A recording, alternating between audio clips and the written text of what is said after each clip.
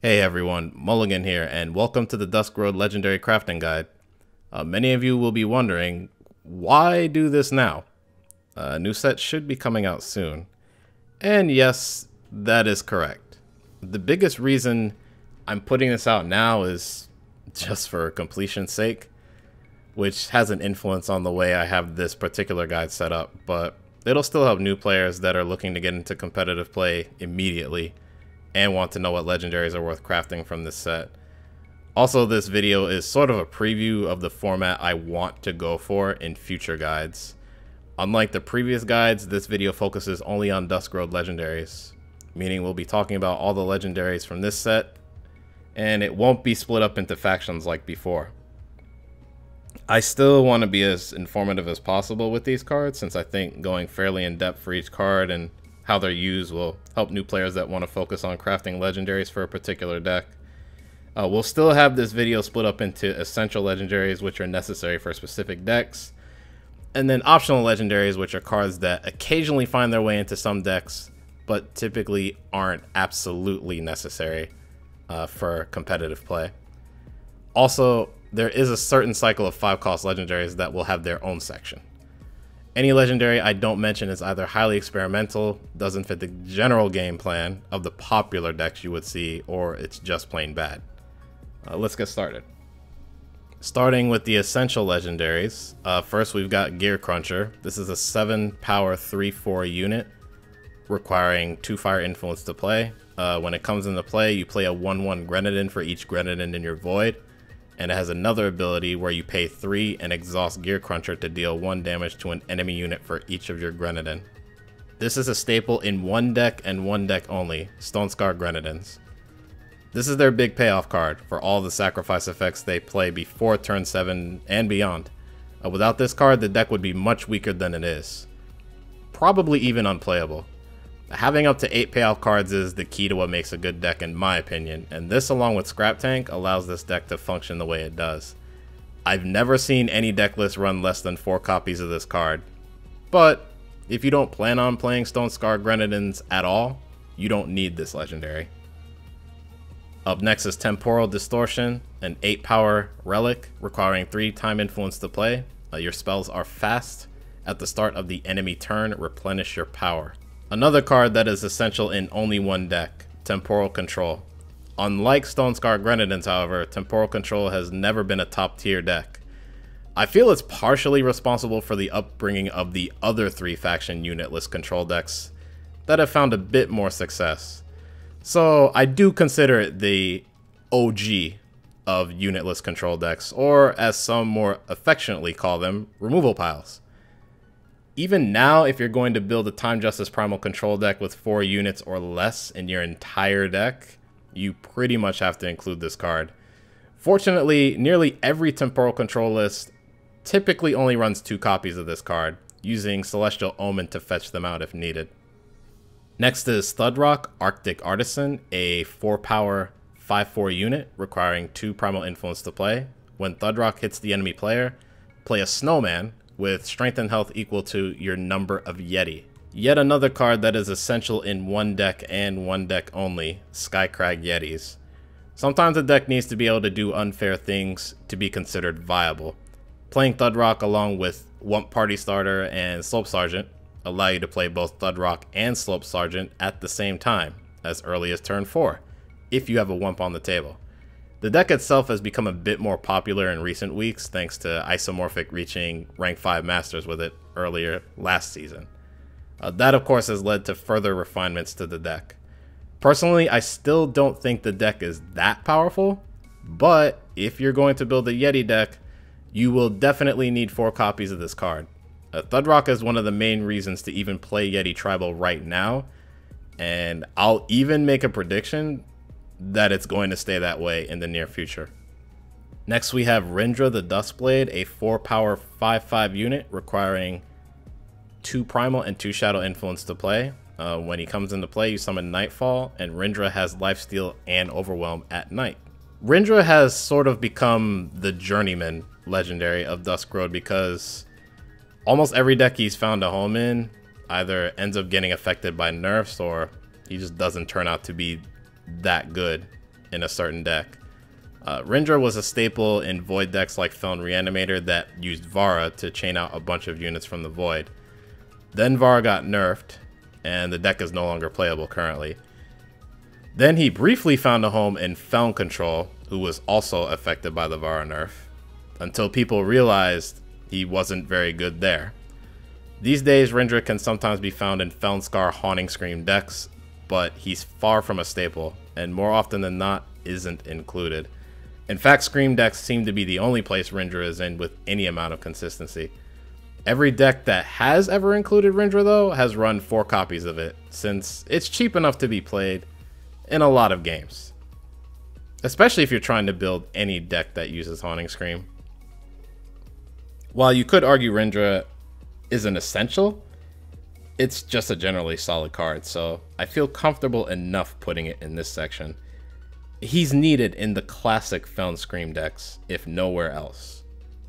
And last but certainly not least is Vicious Highwayman, a 4 power 4/2 unit requiring 2 fire and 2 shadow influence to play. He has Warcry in charge. When he comes into play, you deal 1 damage to an enemy, and whenever an enemy unit dies, Vicious Highwayman gets lifesteal and quick draw this turn. This has become a staple in Stone Scar aggro decks. I'm personally not a fan of this card in Stone Scar mid-range decks, but it does have its advantages over the other 4-drops available in that archetype. You just can't deny the power of charge, and combined with Warcry, Highwayman gets at least some amount of immediate value. It's very good against control decks that run very few to no units at all. Just like Rindra, every deck that includes this card always runs 4 copies of it, particularly Stone Scar aggro decks. Another generally solid card. Before we get to the optional legendaries, I want to talk about the 5-drop cycle of legendary units that each single faction got in this set. Many refer to these as the Diesel cards because all of them require triple influence in their respective faction. It's a reference to the movie Triple X, but anyway. I won't be reading out the text on each of these because their effects are similar in that they all provide something when they attack that starts at 1 and increases by 1 with each subsequent attack they make. Jek equips weapons to anyone else that attacks with him.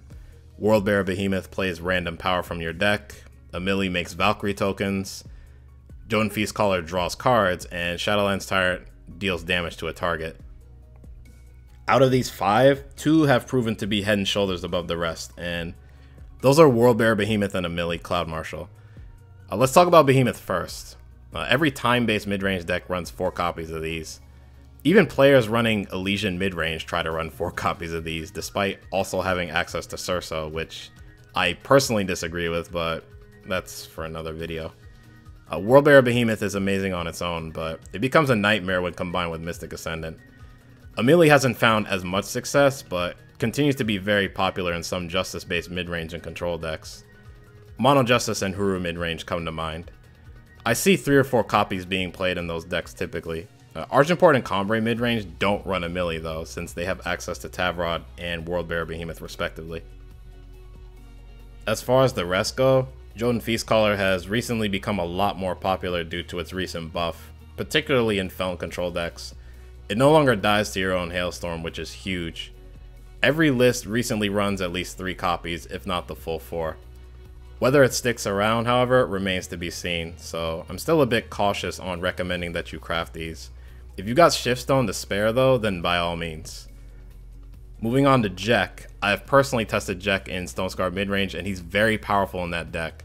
That said, Stone Scar midrange seems to be the only deck that he's actually good in.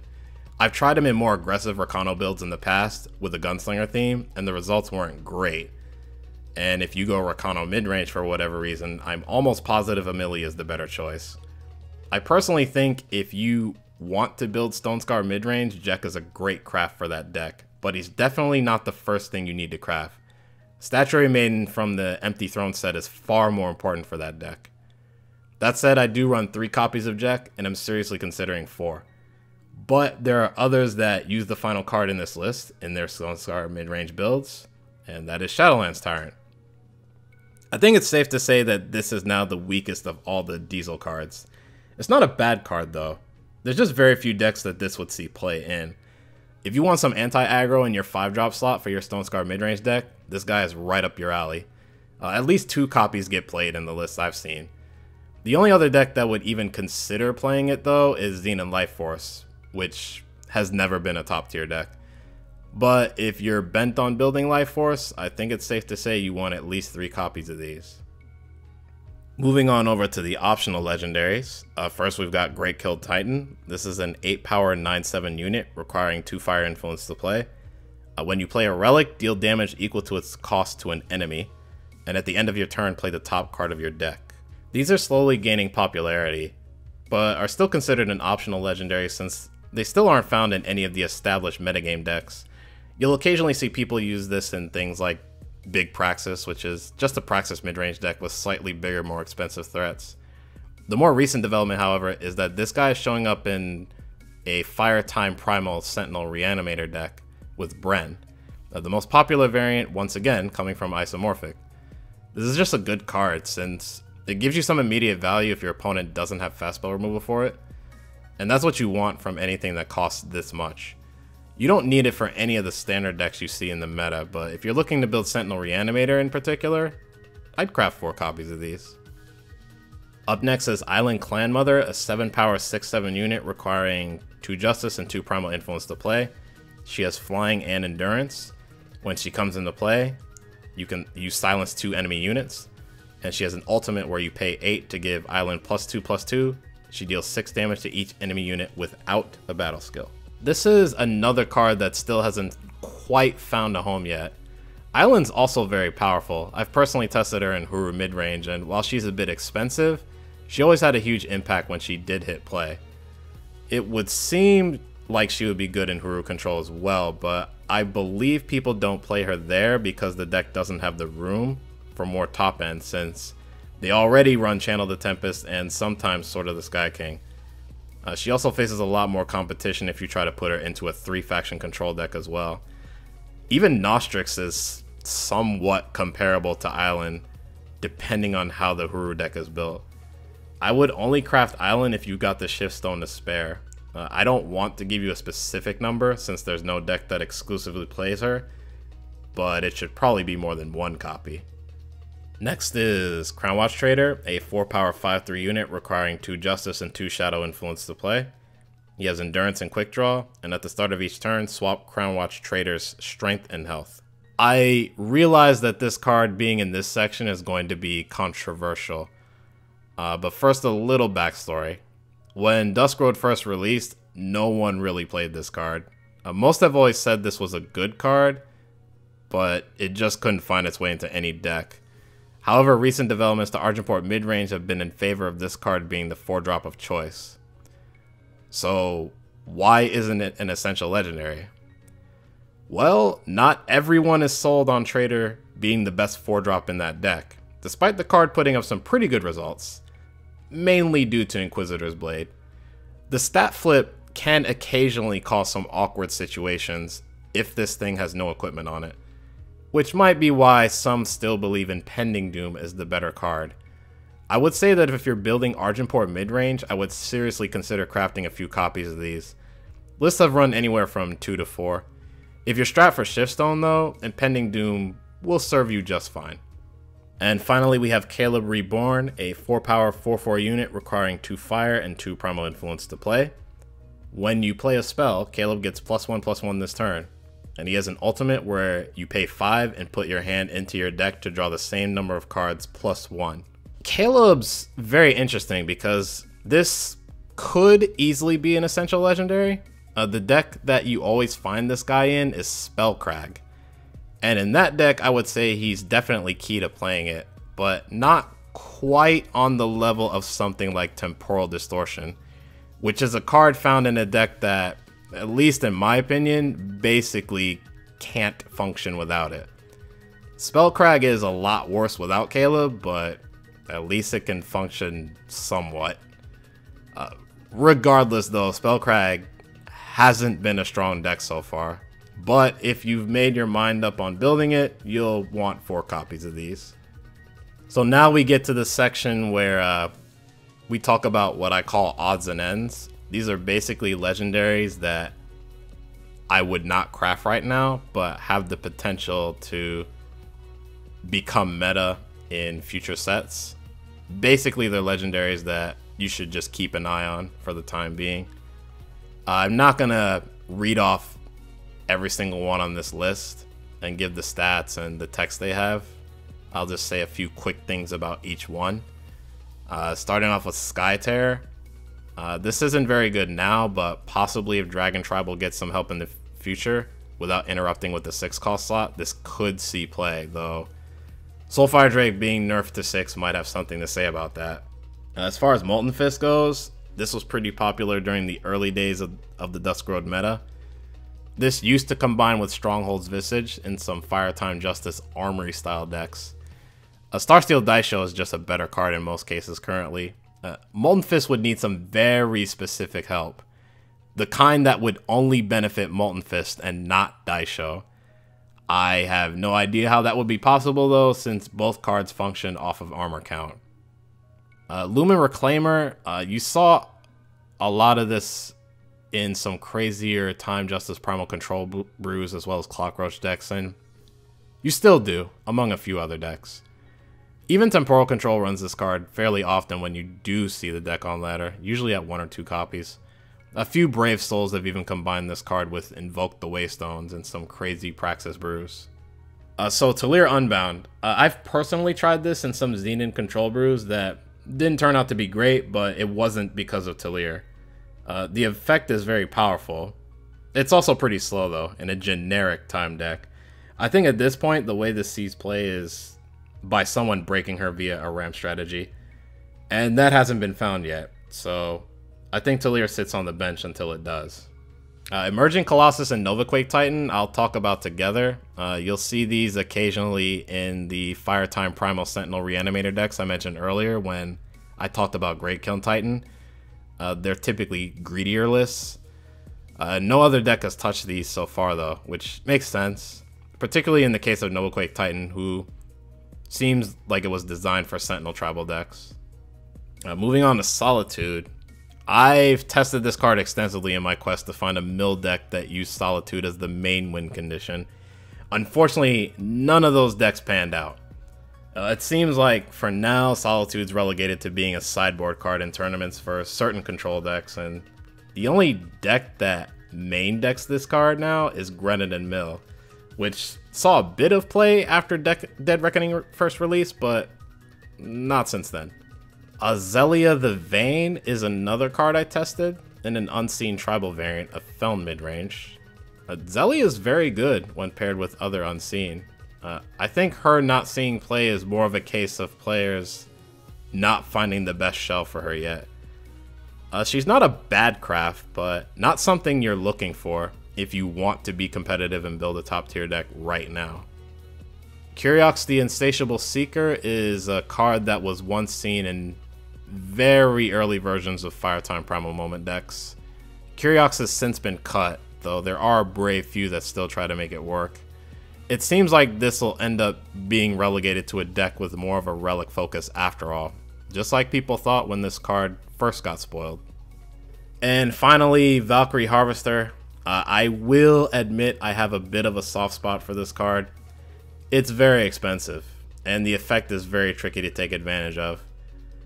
Either no one's figured out a good way to abuse this, or there just isn't one, and this is just too slow. All we've come up with so far is turn 13 Harsh Rule, and then play Harvester afterwards. I think it's a little better than people think, just because you can also draw enemy units that died, but it's still really awkward. That's it for the Dusk Road Legendary Crafting Guide. Hopefully I've pointed some of you in the right direction if you're just starting out. But keep in mind again though that this was more for completion's sake and just a general guideline for how these legendaries have been used so far. I'll be looking forward to doing these in a more timely manner in the future, and this video was more of a setup for that than anything else. But anyway, if you still like the video, feel free to give it a like. As always, if you have any suggestions or just general feedback, let me know in the comments section below. Also, consider subscribing to the channel so you don't miss the future videos. Not just for this series, but for the other Eternal content I put out as well. Thanks for taking time out of your day to watch this, and I'll see you all soon. Take care.